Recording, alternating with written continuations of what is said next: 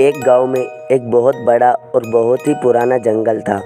उस जंगल के अंदर एक घर था जो बहुत ही भूतिया बताया जाता था। और गांव में कुछ बहुत ही शरारती लड़के थे जिन्हें भूत से कोई डर नहीं लगता था और ना ही उनको भूत में विश्वास था। वो 3 लड़के थे और उनके नाम थे दिनेश, बादल और कमल।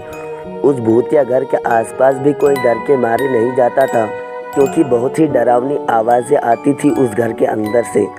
हंसने की आवाज़ें, चीज़ें टूटने की आवाज़ें, रोने की आवाज़ें, पता नहीं कैसी कैसी आवाज़ें आती थी।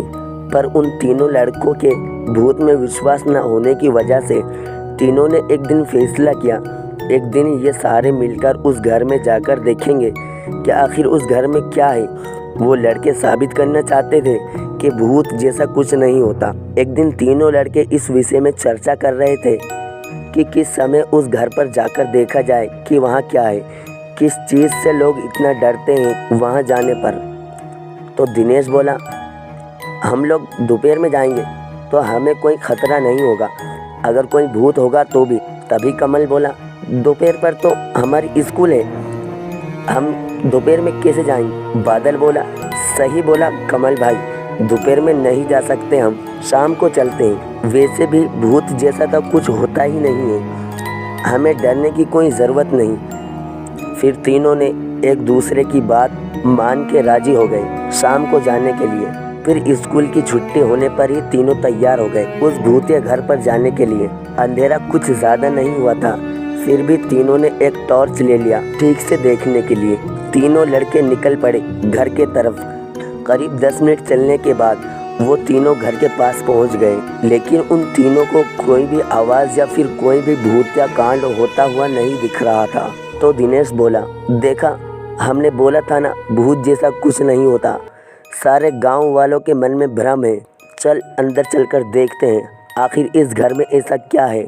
तो तीनों घर के अंदर गए और चीज़ें देखने लगे। कुछ पुराने कांच के बर्तन, कुछ स्टील के बर्तन और कुछ घर के सामान थे। तब तक बाहर अंधेरा हो गया था। तीनों लड़के घर में छानबीन करने के बाद उन्हें कोई भूत नहीं मिला। फिर बाहर निकल गए और बहुत खुश हुए थे। खुश इसलिए हुए थे क्योंकि इन लड़कों को यहाँ पर कोई खतरा या भूत नहीं दिखा।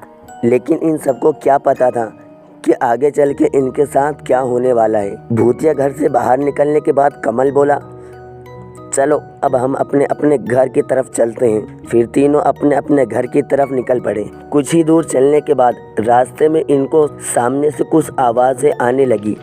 ऐसा लग रहा था कि कोई कुछ चीज़ चबा चबा कर खा रहा है।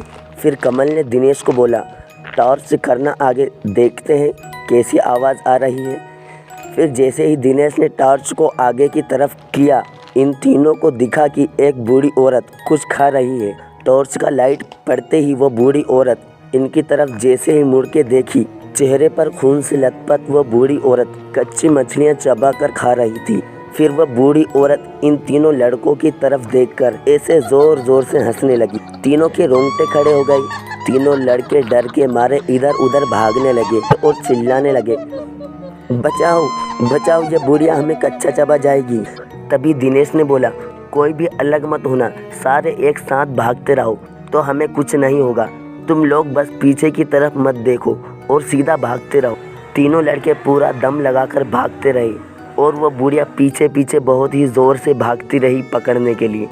बादल भागते हुए चिल्ला रहा था, ये भूतनी हमें खा जाएगी, हम कोई नहीं बच सकेंगे। दिनेश ने हौसला उठाते हुए बोला, तू बस पीछे मत देख, हमें कुछ नहीं होगा, हम जंगल से निकल जाएंगे। तभी कमल ने पीछे मुड़कर देखा तो वह भूतनी पीछे छूट गई। फिर किसी तरह तीनों लड़के जंगल से बाहर ही निकल गए। फिर जाकर तीनों की जान में जान आई। फिर तीनों ने मिलकर वादा किया कि कभी इस जंगल पर कोई अकेला नहीं आएगा, कोई आएगा तो भी किसी बड़े आदमी को लेकर आएगा।